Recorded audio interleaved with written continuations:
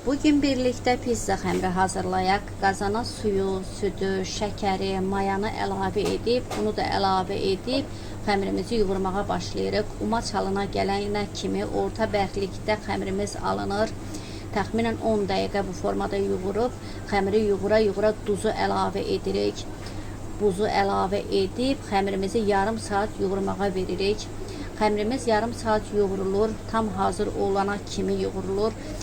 Ələ yapışmayan yumuşaq elastik bir xəmir alınır. Zeytun yağımızı əlavə edib təxminən 5-10 dəqiqədə bu formada yoğurub xəmirimizi mayalanmaya verəcəyik.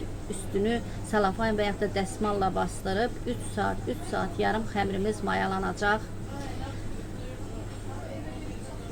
Masamızı zeytun yağı və yaxud da duru yağla yağlayıb xəmirimizi masaya yerləşdiririk. 2-3 tur veririk. Böyle 2-3 tur verməklə pizzalarınızın necə gözəl olacağını görəcəksiniz nəticəsini. Yağlanmış konteynerlərə yığıb xəmirimizi soyuducuda saxlaya bilərik. Bugün yoğurulmuş pizza xəmirini bugün istifadə etməyin. Sabahsı günü gündəliyib istifadə edə bilərsiniz.